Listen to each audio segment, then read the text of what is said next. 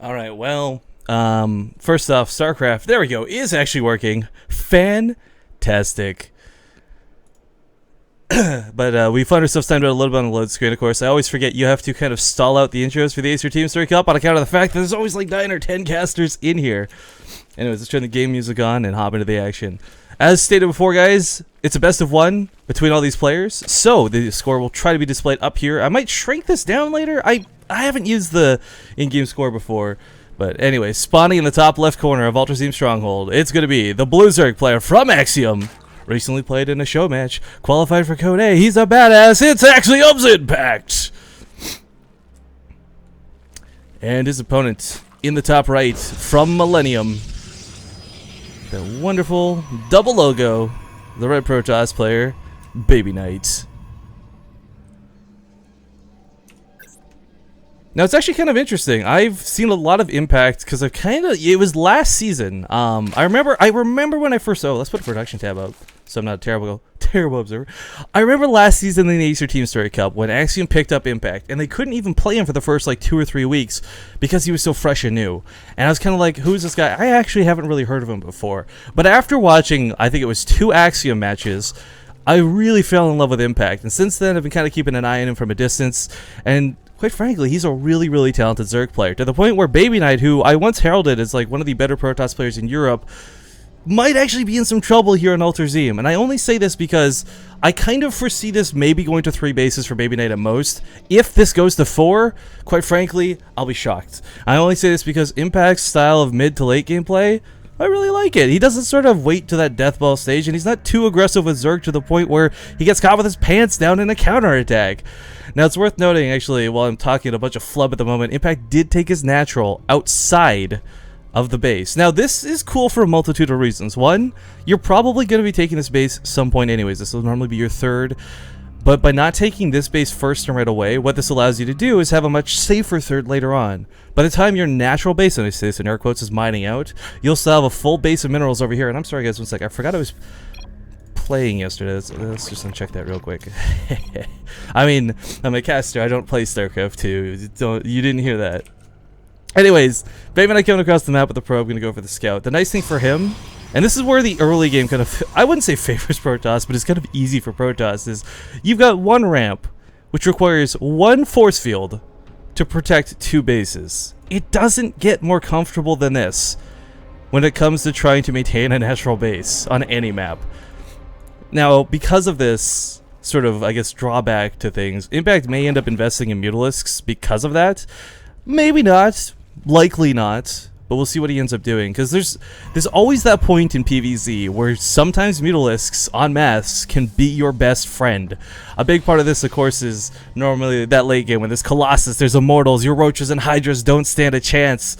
But, oh my god, they have no Stalkers, they have no Archons. You come in with a bunch of Mutalisks, so you can really catch your opponent off guard, but we'll have to see where that pans out. Babyknight, by the way, I'm not sure, because what I regret is I used to follow Babyknight a lot. Especially last season of Acer Team Story Cup, but I haven't really seen him in any online cups. He hasn't been in any of the events I've been casting recently, so I'm not too sure what his style looks like right now. If he's the type of Protoss player to go for like 3 or 4 gates, you know, spend 7 Zealots, get a pylon over here and try and knock down this third base pretty quick. But the nice thing for him, he did already scout that third base was taken early. So with this first Zealot coming across the map, this really doesn't mean a lot. This isn't pressure, this isn't anything crazy. He's probably going to try and kill a queen if allowed to. Maybe a couple of Zerglings. And with the Mothership Core on the way too, he'll be able to do a little bit of poke. But beyond that, all it's going to take is, of course, Impact to make a few more lings, throw down a Roach War, and any sort of early aggression gets thwarted pretty easily. Until, of course, you know, sentries come into play. But that'll still be quite some time, as they are quite gas intensive. Maybe not only on 2 simulators for the moment.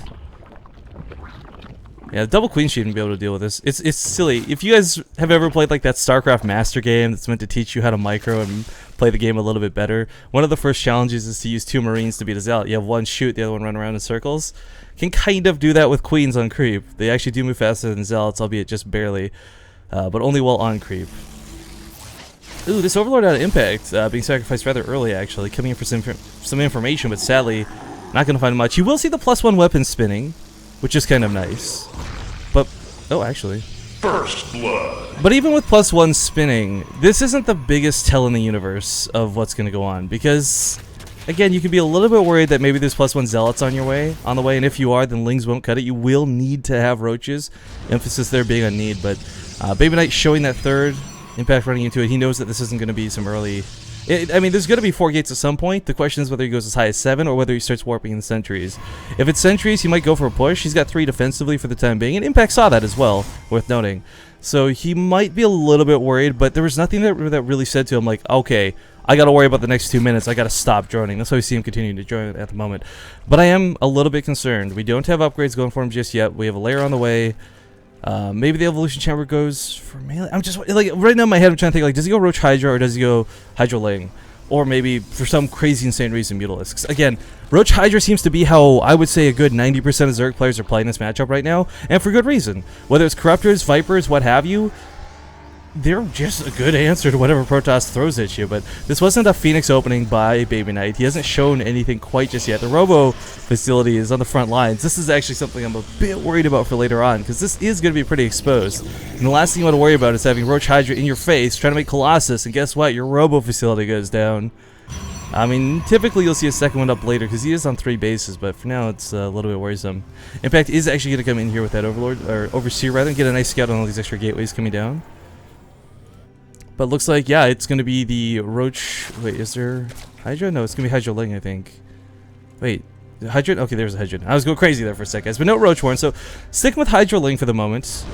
I like this strategy for the sake that it can flood really well. It can overrun and overwhelm very quickly.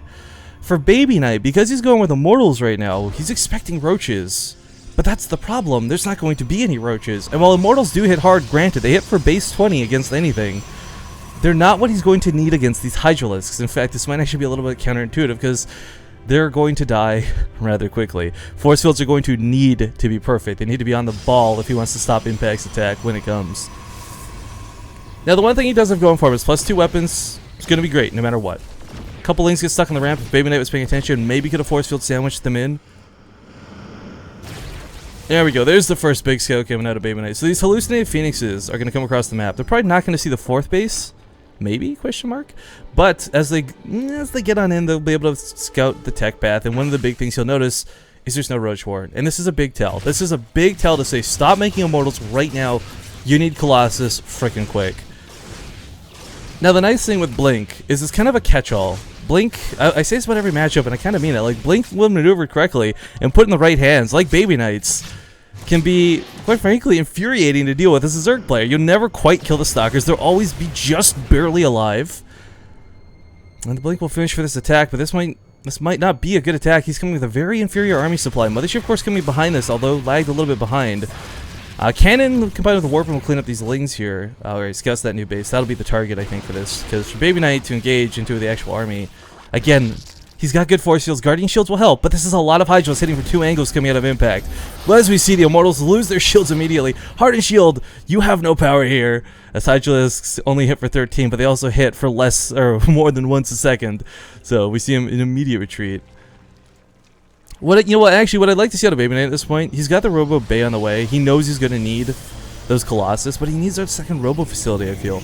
Because he's not going to be able to produce Colossus fast enough. One at a time, even while Chrono Boosted may not be enough. This attack from Impact that's coming is quite large.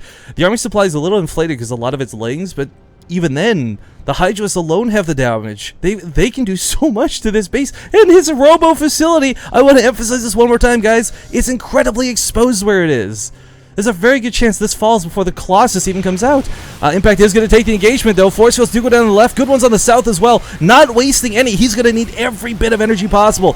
Does not want to have to bring any Guardian Shields if he can afford it, but Impact's still a lot of Hydralists left. Backs away from this engagement.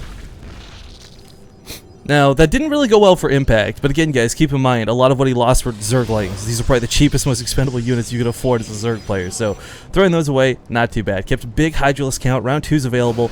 There's still some Sentry energy, though, and that's one of the big things for Babyknight. If he panicked and threw down 9 force fields instead of the exact 6 that he needed, maybe he wouldn't have any for the secondary attack. Well, actually, I take that back. Impact's actually backing up for the time being.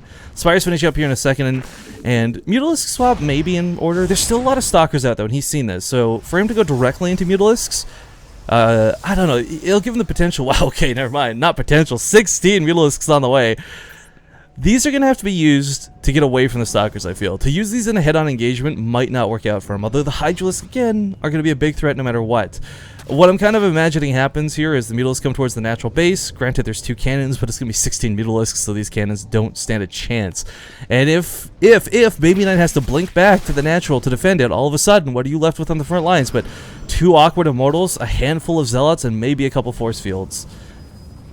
Granted, Colossus is finishing up, but we have a Fleet Beacon on the way, so Anya and Pulse Crystals will be available to him. Did he scout that Spire transition? Well, he's seen the Mutalisk down, that's for sure. I like this response out of Babyknight. It's very difficult to deal with Mutalisks with Stalkers.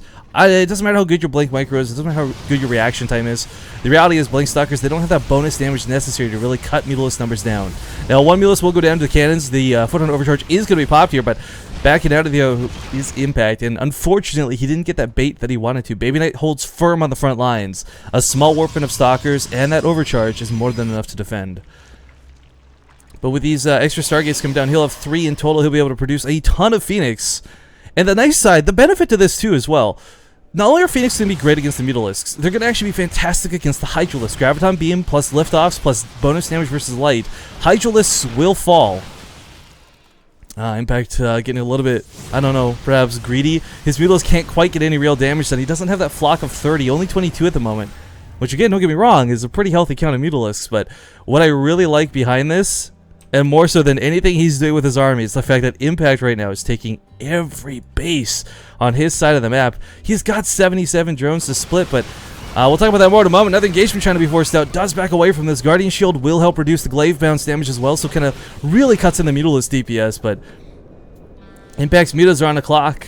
He's going for upgrades on him. He may swap over and invest in some Corruptors to accompany these versus the Phoenix, but he hasn't seen the Phoenix yet. He still has no idea the Babyknight. Okay, no, he actually just saw it with that Overseer. The Overseer is picked off, but he's seen 3 Stargates now. I don't know if he's going to continue investing into the Mutalisks beyond this, because quite frankly, it could just be suicide. Fighting within the cannons, fighting within the Overcharge, fighting against the Phoenix. This is so dangerous for these Mutalisks, such precious units. But okay, still willing to scrap nonetheless. He knows he can't really fly away, and I think that's why he's choosing to disengage. But if you brought some Hydralisks over this ledge, bait the Phoenix into it, perhaps. I don't know. And Pulse Crystals, for those who don't know what it does, by the way, it gives the Phoenix a huge range boost. Phoenix is already innately outranged Mutalisks, albeit just barely, but now it's 7 range versus 4. Or sorry, 3. I always forget just how short this is. So it's really no problem for the Phoenixes to dance around the Mutalisks. And that's why we see some Corruptors coming out. Corruptors have a base armor of 2, and this is really critical. Phoenixes do not deal bonus damage to them because Corruptors are armored. And with 2 armor as well, that 5 damage times 2 quickly, it becomes 3 damage times 2 very fast, guys. So Phoenixes will not get a lot of damage done to the Corruptors. So the idea is you kind of want to have your Corruptor ball in front of the Mutalisk, and you use the Mutalisk to dance around it, so the Phoenixes can never directly engage you. But still, this army out of Babyknight in the middle of the map is scary. What I really want to see, there we go, finally, actually, I take that back. I didn't even look at the production tab. We got Hive Tech on the way here out of Impact.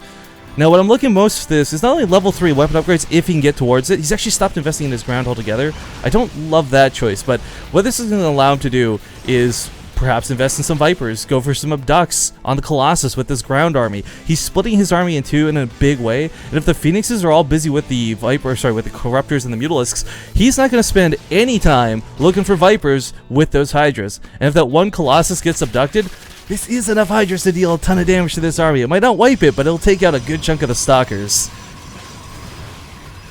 Alright, well, blinking forward to engage the Hydralisks, perhaps throwing them away a little bit too early, I fear. Force Field is going to catch these, and he's just got to turn around. Focus fire down the Stalkers, go for the Colossus, whatever he tries to do. Doesn't get away with much, sadly. Corruptor Ball is here, but the Mutalisk count's gone from 22 to 15. Impact's already lost over 26 so far this game, guys. What we see out of the Corruptors here is, of course, their ability to damage and attack the Phoenixes. We do have a small run by of Zealots over here on the, I guess, 5th base of Impact, but I do remind you all, he's got this one, and this one, and this one. And losing this base, it's not going to happen, but even if it did, it wouldn't be the biggest casualty to him. More like acceptable damage. Well, we have Thermal Lance being built up right now. More Mutalisk being invested in, so it looks like he's going to go hard on the Mutalisk ball. I can't say that I really love this choice, but it's Impacts to make. He's got armor upgrades on the way. I love that double Spire, by the way. This is something Kane does from time to time, and I enjoy watching that as well. But his Mutalisk count is looking a lot better. 28 versus, was it 15 he had before? The Corruptors are a little bit low, granted, but still they're going to do their job of soaking hits, and that's all they're really here to do. Maybe put some Corruption down if possible, but lots of cannons going to help deal with these Mutalisks as well. Corruptors could try and soak those hits. Looks like they will, so the Mutalisks dive on top of them. 2 volleys will take out a cannon. Once these cannons fall, the probes will soon to be followed. But yeah, Corruptor's going to zone these out. Like I said, you kind of use them to... I guess it's... I don't know sports, because I don't watch real sports, but if I imagine what football is, this is what I imagine football is. Like, that's the dude with the ball, and these are the guys guarding the guy with the ball. So, Corruptor's back for the time being. We get some more being invested in right now.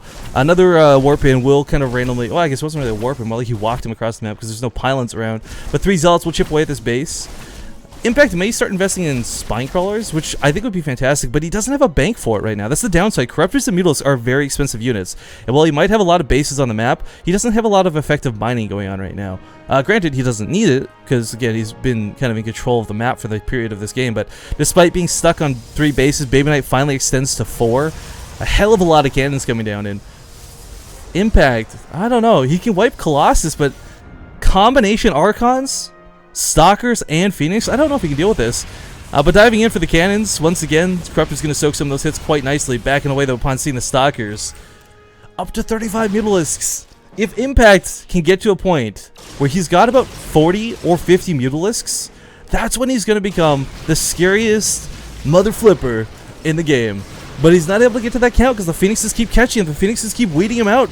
39 Mutalisks have died, and while he's dodging around the Phoenixes, the Archons are coming. He's got to be very aware of this. The Corruptors are going to actually go down to the Stalkers very quickly, combined with the fact that the Mutalisks are getting focused. The one Colossus may go down, but that's actually going to help Babyknight's supply, because he does not need a Colossus right now. In fact, the Colossus is the single-handedly most useless unit he has currently available in his army, but the Mutalisks are still dancing around. Down to 21 in numbers, the Corruptors are also not able to keep up with this. Again, you're supposed to have the Corruptors in front of the Mutalisks, but dodging in and out. It's like Marines chasing a Stalker. You gotta move command on top of the Phoenixes before you can attack, because that range bonus is incredibly difficult to deal with. 2 Aqua Hydralisks on the ground may actually pick up a Phoenix. Be really nice. Actually, Graviton Beam. Nice reaction out of Babyknight. Impact has taken some pretty heavy losses, guys, at this point. He's gonna get another 15 Mutalisks out. He'll get back to that number of 30. But like I said, 30 is not gonna cut it. He really needs a lot more Mutalisks to make this game work for him. I like the Spine Crawler wall. This is going to help, but it's going to buy time at best. There's still Immortals in here. There's Archons available too. This is a big, big problem. There's a couple of Mutalisks down here to kind of float over the base. Zealot's going to get picked off, but Babyknight is on a rampage, and he's pushing hard. He's pushing big. Will these Spine Crawlers be enough to buy him the time to get those extra few Mutalisks he needs? Again, Babyknight's pumping out 3 Phoenixes at a time, guys. Combined with the Stalkers on the ground, 9 Corruptors are all he has to guard for this. And I don't think that's going to be enough. So Impact's going to, I think, opt for a base trade in this scenario, and I think that might be his best bet. There's far too many Stalkers here, and I want to keep in mind, for those who don't know, you can, if you've got Guardian Shield on the ground, just fun fact, it actually does affect air units within the vicinity as well. So Phoenixes... not going to take a lot of damage if this goes correctly, but up to 35 Mutalisks. Well, 34. Whoa, no, actually keeps that one alive.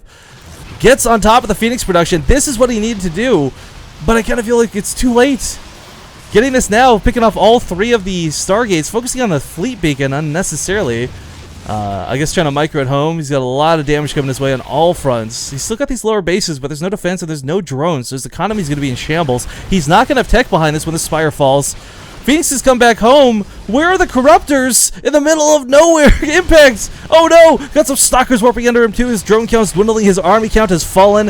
I think Babyknight has just taken a win for Millenium. I'm not going to count Impact out yet. Nope. Never mind. I was going to say, maybe he's a fighter, but Babyknight, ladies and gentlemen, will take game number 1 in the favor of Millenium.